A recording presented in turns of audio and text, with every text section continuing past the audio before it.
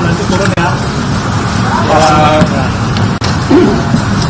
Selamat siang semuanya. Assalamualaikum warahmatullahi wabarakatuh. Kami dari Nuranis 8 dan teman-teman semua, saya bersama teman-teman ada Rangkuti, Antonio Janar, ada Wakil Kamal dan Prastejo, Lugbowo dan lain-lain. Sebetulnya banyak sekali teman-teman 98 yang masih berada dalam garis Nurani 98. Kami sengaja dengan niat tulus ikhlas untuk kepentingan bangsa dan negara hadir kembali ke KPK untuk, saya mungkin sudah ke-5 kalinya datang ke KPK untuk hari ini untuk meminta agar KPK kembali menelaah atau membuka laporan saya sebelumnya, yaitu tahun 2022 dan tahun 2024. Karena tentang dugaan korupsi, kolusi nepotisme dan tindak pidana pencucian uang yang dilakukan oleh Joko Widodo dan keluarganya. Kami tadi diterima oleh Dumas, berdiskusi cukup panjang lah, 30 menit ya, lebih, dengan namanya boleh disebutkan boleh tidak, tetapi diterima dengan baik dan agak perdebatan sebentar, tapi kemudian ketemu solusi untuk membuka kembali apa yang sudah pernah kami laporkan itu. Kemudian kenapa kami datang kembali ke sini? Karena ada konfirmasi yang cukup kuat dari laporan OCCRP itu. Jadi sebetulnya laporan kami sebelumnya terkonfirmasi dengan rilis yang disampaikan oleh OCCRP. Dan kami merumuskan seluruh narasi ini dengan baik. Saya bacakan dulu isinya dan nanti dilanjutkan oleh Bung Anus Danar dan Bung Ray dan nanti kawan-kawan yang lain. Ini kami sampaikan kepada Ketua KPK. Perihalnya segera usut tuntas dugaan korupsi Saudara Joko Widodo dan keluarganya.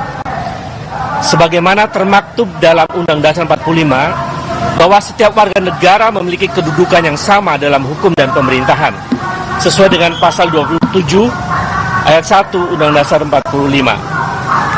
Atas dasar itu, kami bermaksud mengingatkan kembali kepada KPK agar dalam penegakan hukum untuk memberantas korupsi tidak tebang pilih, tidak tumpul ke atas dan tajam ke bawah. Siapapun sama di muka hukum, termasuk mantan Presiden Joko Widodo dan keluarganya. Bahwa KPK berdasarkan undang-undang ditegaskan bahwa dalam menjalankan tugas dan wewenangnya, KPK berasaskan pada kepastian hukum, keterbukaan, akuntabilitas, kepentingan umum, proporsionalitas, dan penghormatan terhadap hak asasi manusia. Dengan dasar itu kami kembali mendatangi KPK agar menjalankan semua proses pemberantasan korupsi sesuai dengan asas-asas yang telah ditetapkan oleh undang-undang, termasuk dalam menindaklanjuti laporan kami 3 tahun yang lalu dan setahun yang lalu tentang dugaan tindak pidana korupsi, kolusi nepotisme, dan dugaan tindak pidana pencucian uang keluarga Joko Widodo. Bahwa mantan Presiden RI yang ke-7 yang kami laporkan KPK 3 tahun lalu bernama Joko Widodo telah disebutkan oleh lembaga internasional organisasi Crime and Corruption Reporting Project sebagai salah satu mantan presiden terkorup di dunia. OCCRP menyebutkan bahwa Joko Widodo secara signifikan melemahkan Komisi Pemberantasan Korupsi. Selain itu, OCCRP juga menyebutkan bahwa Jokowi telah merusak lembaga pemilihan umum dan peradilan Indonesia yang menguntungkan ambisi politik putranya bernama Gibran Rakabuming Raka.